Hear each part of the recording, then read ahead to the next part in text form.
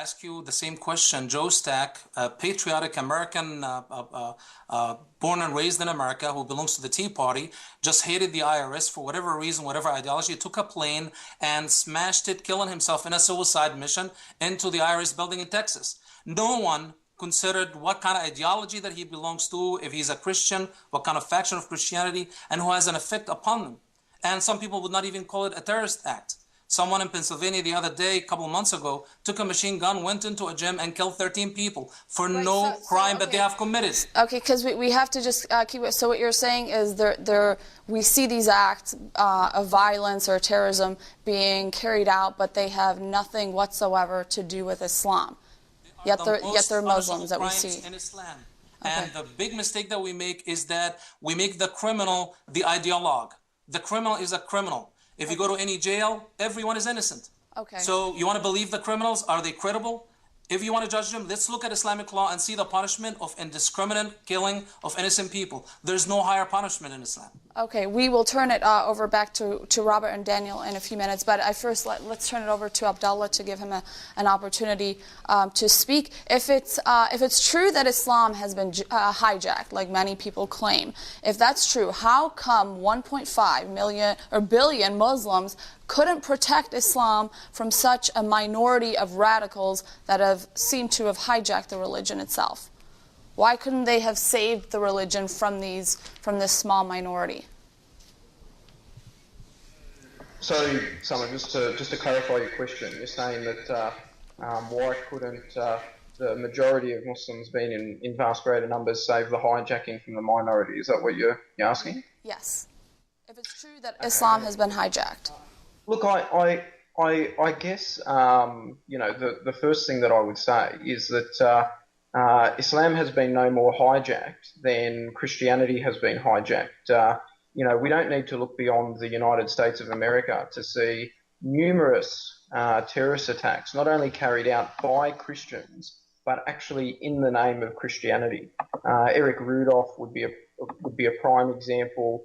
The multiple Christian groups that have blown up abortion clinics and murdered doctors that facilitate abortion. So, I mean, I would take it even further than Mustafa in saying that there are terrorists whose specific ideology that they relate to aren't considered by the mainstream media, and say that in fact we have a very, very large proportion of terrorist attacks committed by Christians as well. Now, having said that, do I then say, well, all Christians are terrorists, or Christianity is a terrorist ideology, or anything along those sorts of lines? Well, of course I don't. And likewise, that's what we would expect from competent journalists, from competent media commentators such as Daniel and Robert. But I think at the moment we're not really getting it. And there's a large market, a large amount of money to be made by people like Daniel, by people like Robert, by people like Ayan Hirsi Ali, by people like Gert Wilders, that just like to demonize Muslims and demonize Islam, and have various media organizations then throw cash and sponsorship at them. Okay, before I'd like to turn it to Robert, but just a quick follow-up question. You turned it to Christianity. Tonight's topic is, has Islam been hijacked by radicals? So I want to focus on Islam, not necessarily Christianity, because the notion there's no notion out there that Christianity has been hijacked. It's Islam has been hijacked, and we're trying to debate that tonight. So I guess, did you have a specific answer on why, if it's true that Islam has been hijacked, why the majority Muslims could not have protected it from those radicals? I'm not trying to set up a tactic and say Christians are also committing terrorist attacks, and therefore they need to be considered, as terrorists in the way that Muslims are. What I'm saying is that we need to look at things in their real perspective. We need to look at global points of view, not just merely fine needle points of view. And indeed, I think the mere question itself, has Islam been hijacked, as I was trying to illustrate, is loaded and incorrect. And it's no more correct to pose that question than it is for me to pose the same question about any other religion. I'm not specifically choosing Christianity because this is a Christian channel. I was choosing Christianity because this is a channel based in the United States and that's the predominant religion there. So I don't think that I'm trying to misdirect and demonize Christianity. I'm just trying to illustrate that the question itself is problematic. Okay, let's turn it back over to Robert for some follow-up comments, but also if you can help us understand if Muslims, there are some Muslims out there that are concerned, genuinely concerned, that their religion has been hijacked by radicals.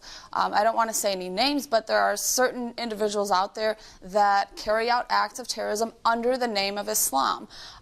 Why do we see, for those Muslims here in the West, why do we see a general silence to stand up against people like Osama bin Laden, for example, or who, his followers? Why do we see, are there intimidation tactics because of that? Or, what's the psychology behind that?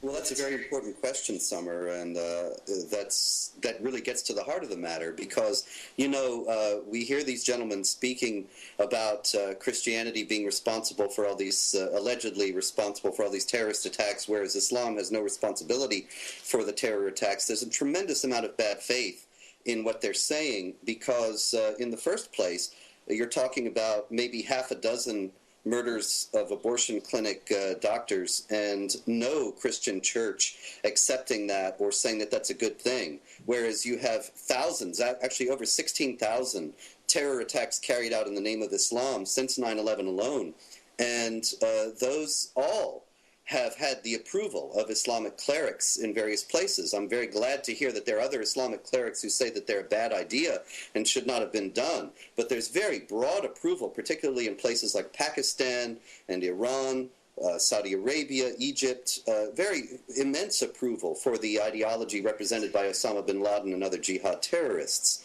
And so you speak about Muslims who oppose these things. In the first place, yes, of course there's an intimidation factor. They would be victimized just as much as non-Muslims if they stuck their neck out. But also, the fact is that nobody, contrary to these claims by these gentlemen, Mr. Kundi, is it, and Mr. Zayed, contrary to their claims that Muslims are being demonized, actually they're the ones doing the demonizing, immediately beginning the ad hominem attacks against Dr. Pipes and me, and immediately impugning our motives when we said nothing about either of them.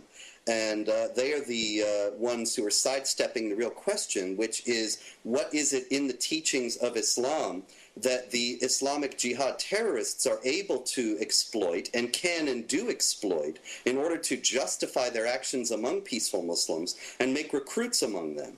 And the fact is that peaceful Muslims generally do not speak out because not only are they intimidated by the threat of violence, but also because the Islamic jihadists generally around the world present themselves as being the exponents of pure, authentic, and true Islam, the ones who are carrying out the teachings of the Quran and the Sunnah most faithfully.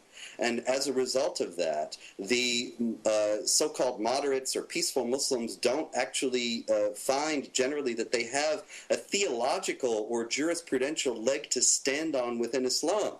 And so they don't speak up because they don't want to be branded as renegades or heretics or unfaithful Muslims who are not being true to the teachings that the jihad terrorists are exploiting.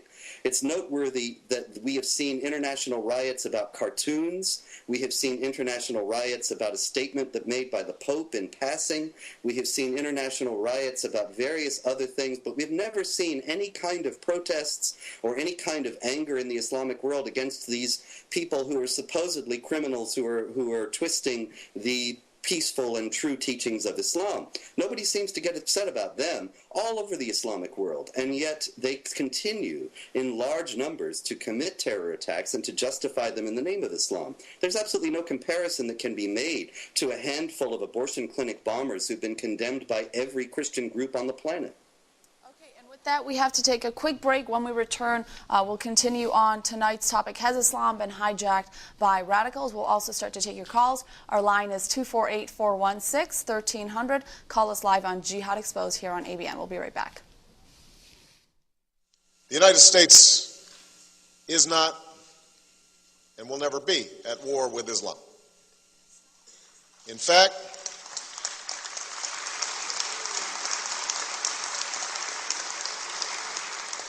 In fact, our partnership with the Muslim world is critical, not just in rolling back the violent ideologies that people of all faiths reject, but also to strengthen opportunity for all people.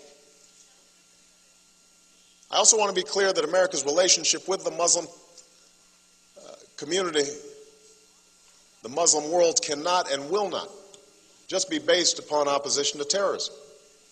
We seek broader engagement based on mutual interest and mutual respect. We will listen carefully, we will bridge misunderstandings, and we will seek common ground. We will be respectful even when we do not agree. We will convey our deep appreciation for the Islamic faith, which has done so much over the centuries to shape the world, including in my own country. The United States has been enriched by Muslim Americans. Many other Americans have Muslims in their families or have lived in a Muslim majority country. I know because I am one of them.